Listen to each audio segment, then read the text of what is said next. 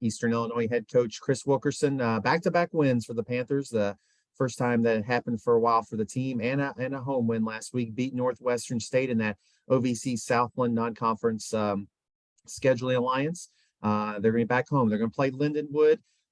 It is an OVC opponent, but does not count as an OVC game in the standings this week because of the schedule this year. But first time you're playing, Coach, just talk about your team, the win, and getting into this week.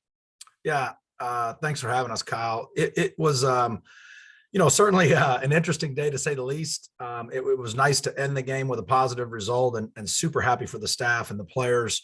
And to see all the hard work they put in rewarded with a victory. But it was kind of a tale of two halves. Coach Gristick and his staff, they put together an amazing game plan. And we knew that they were really explosive offensively. And we mixed the 3, 4, and 5-man rush in the first half and played a lot of post safety, but dropped 8 and dropped 7 and dropped 6.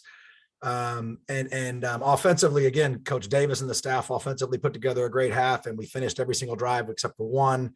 And we had an overthrow on that drive that could have led to a touchdown, but we came into the half and credit Northwestern State. I knew they were explosive and they made some adjustments. And once they figured out kind of the coverage concept that we were playing, they made some adjustments. And by the time we finally readjusted to their adjustments, it was a heck of a ball game because offensively we had some drive killer penalties at the beginning of some drives. Get called for holding.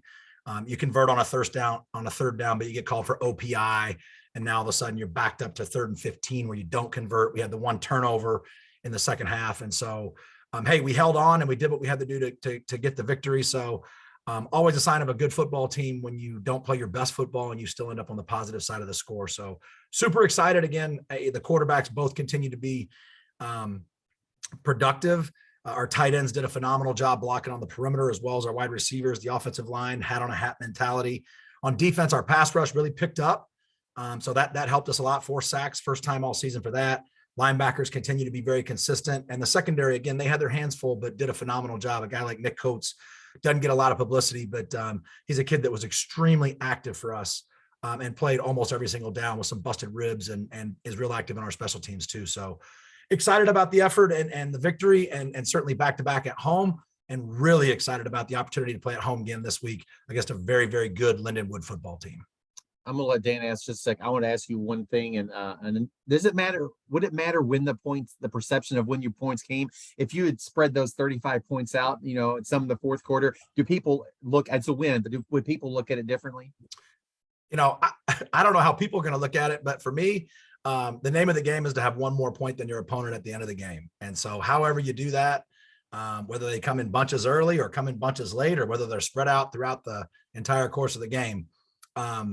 There's a reason that we weren't successful with a couple of those drives. And we know that, we stubbed our own toe. And so there are things that we got to avoid and try to clean up, and there's always room for improvement. So just excited about getting back to work this week. And again, a great opportunity this weekend against a very good Lindenwood football team. Well, I'll let Dan ask ahead. Go ahead, Dan. Well, you're coming in facing another pretty potent offense. So I guess my question to you is, would you compare them to anyone that you've already played? Do you see any similarities? No, I wouldn't. And thanks for the question, Dan. What I would say is this. This is absolutely unequivocally the most well-coached football team that we have played to this point in time, by far. Coach Stugart and his staff do a phenomenal job. He and his offensive coordinator, his defensive coordinator, and his special teams coordinator have all been together for 6 years. This football team knows exactly who they are and what they want to do on offense, defense, and special teams. Their offense has been explosive, to say the least. Cade Brister, their quarterback, is as good as anybody we have seen.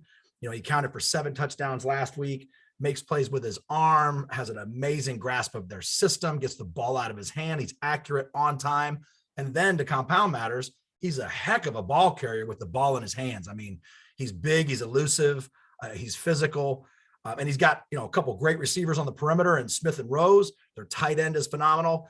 But I'm going to tell you what, part of the thing that people don't realize when they, just look at the overall body of work or their numbers on offense, their offensive line is as well coached as any group that I have seen in years. And Denver Johnson, their offensive line coach, is a heck of a football coach.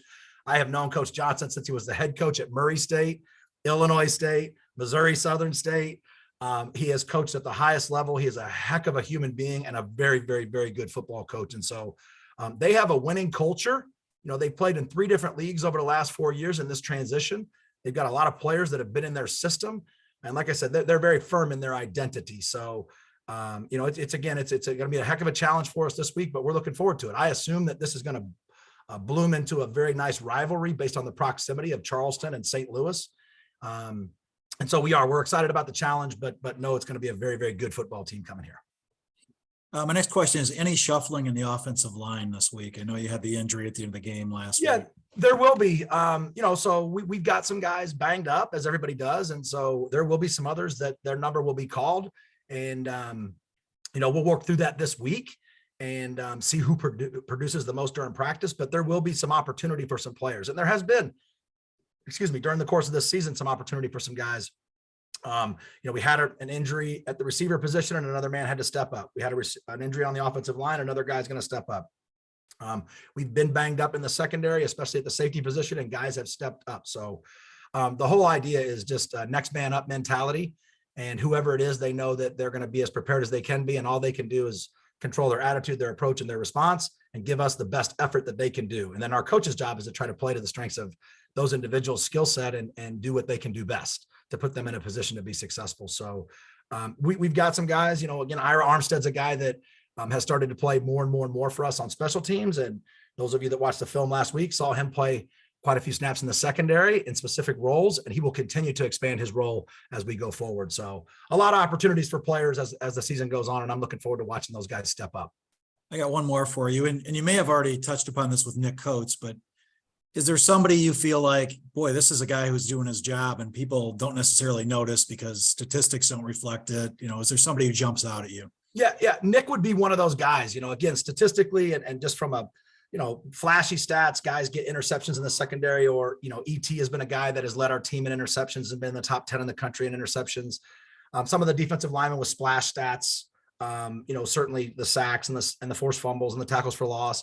But the most consistent guy in my mind, is our middle linebacker, Colin Bohannic. He's a guy that, he gets us lined up. He's all over the field. He gives us great effort every single play, has to play the run with tremendous intensity. And certainly those guys have to fit in the passing game with all the RPOs they're put in conflict very often. But Colin's a guy that just continues to show up and do his job and play as hard as he can. And hey, he's had an ankle one week and he still finished the game. He has the other ankle the next week and he still finishes the game. He just finds a way. So he's a hard hat and lunch pail guy. He's an Eastern Illinois guy. I'm going to jump in one more time on that.